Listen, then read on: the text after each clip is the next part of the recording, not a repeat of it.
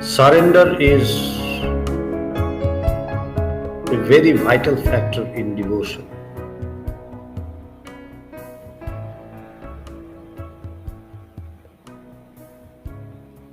We often speak that, okay, I surrender to you and okay, I give my everything to you, but it is easier said than done.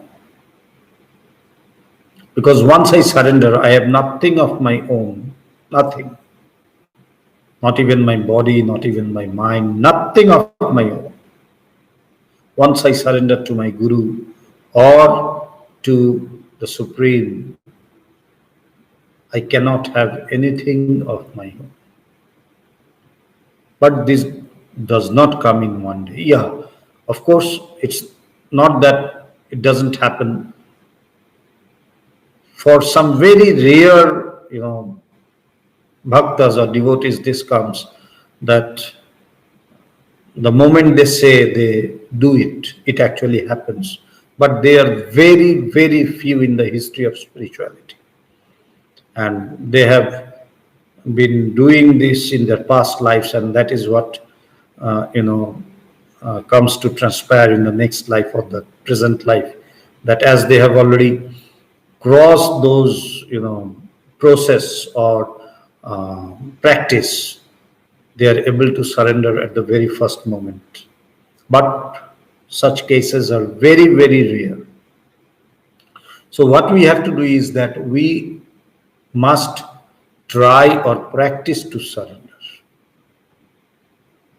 Because, again I say, surrendering is easier said than done. Because for such a long time I have been feeling, I have this sense of belonging, of my mind, of my body, of my wealth, of my knowledge, of whatever I have accumulated, gross or subtle.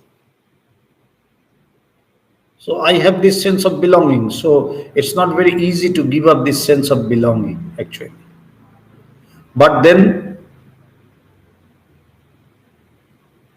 it must not be that as it is hard, I must not try. No. We have to try. And surrender happens. It's a fact. So we have to try it.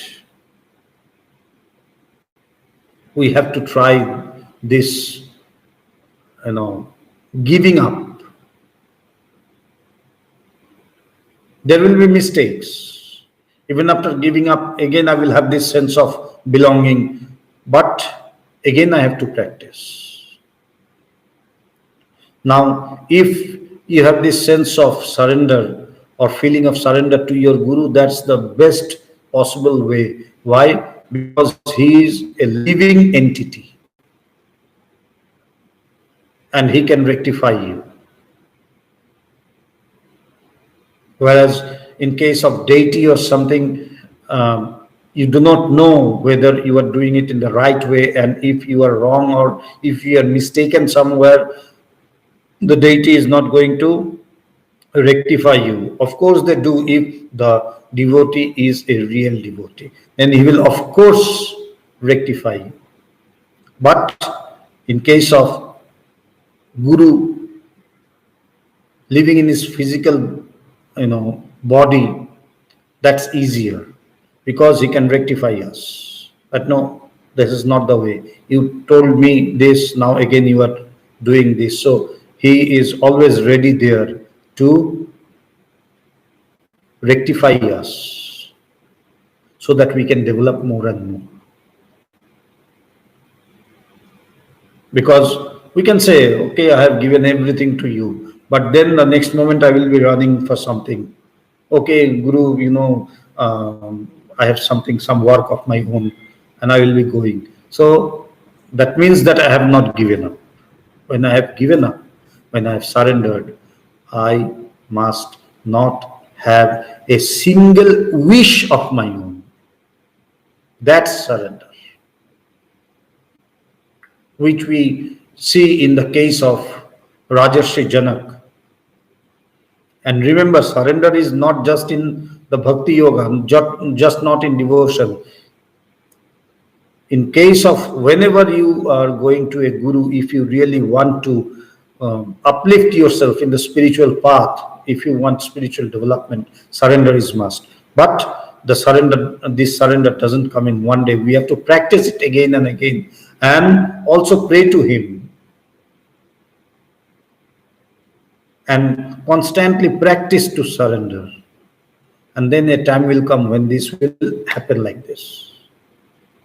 But for that to happen, we have to practice it. So, in case of Rajarshi Janak, King Janaka, when he went to Ashtavakra and he asked for the self-realization, then Ashtavakra said that, "Oh Janak, oh King, you want this realization of self, you want this self-realization, but don't you know that in order to have this self-realization, you must need a guru? You must accept someone as your guru." He said, "Yes, I accept you as my guru." And then said, "Then where is the guru dakshina?" That means my offering to you, that you are my guru, I accept you as my guru, and I offer you this. So then he said, "Where is my guru dakshina?" Then Rajarshi Janak, King Janaka said that, "O great soul, O Guru, I surrender my everything to you. I surrender everything to you." And hearing this, Ashtavakra went away. And Janaka was about to mount a horse. He was just one side of that, ready to put his leg on the other side, because he heard that the time needed to mount on a horse is the time needed to have the self-realization. So he brought a horse and said to Ashtavakra that it is said in the scriptures that the time needed to mount a horse, the fraction of a second which takes to mount the horse, to put your leg from one side of the horse to the other side and to mount on it, that much time is taken for self-realization. So he said, "Now I am going to mount on this horse and you have to give me self-realization." And the incident that I told was just at that moment when Rajarshi Janak was, one of his leg was on one side of the horse, on the saddle, one side of the saddle. And at that moment, when he was about to mount the horse, putting his leg on the other side of the saddle, that Ashtavakra said him so, that don't you know that in order to have self-realization, that you need to accept someone as your guru? He said, "Yes, I accept you as my guru." And then he said, "Then where is my guru dakshina?" He said, "I offer you my everything in guru dakshina." Hearing this, Ashtavakra went away. After some time, he came back and he saw Rajarshi Janaka standing in the same position when he last met Ashtavakra, putting his leg on one side of the saddle and ready to mount on the other side, to mount on the horse. Ashtavakra said, "Why are you like this, in this funny position?" He said, "O Gurudev, I have surrendered everything to you. So until and unless you order me to put my leg on the other side, I cannot do so." That is surrender. That is surrender. But this does not come in one day or in one instance. It needs a lot of practice,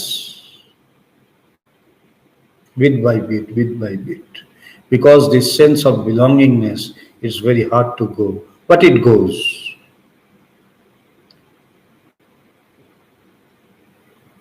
There is another instance which happened with Bhagwan. There was a principal of a very reputed school, you know. There is another incident which happened with Bhagwan, that there was a principal of a very reputed school in Guwahati where Bhagwan used to live and where this International Vedanta Society was born, and you know, it spread from Guwahati. So this principal, he was a very educated person, a scholar person. So Bhagwan was, you know, he was going on propagating this message of Vedanta. He was speaking with us, he was talking to us, giving sermons and discussing Vedanta, and people used to gather, you know.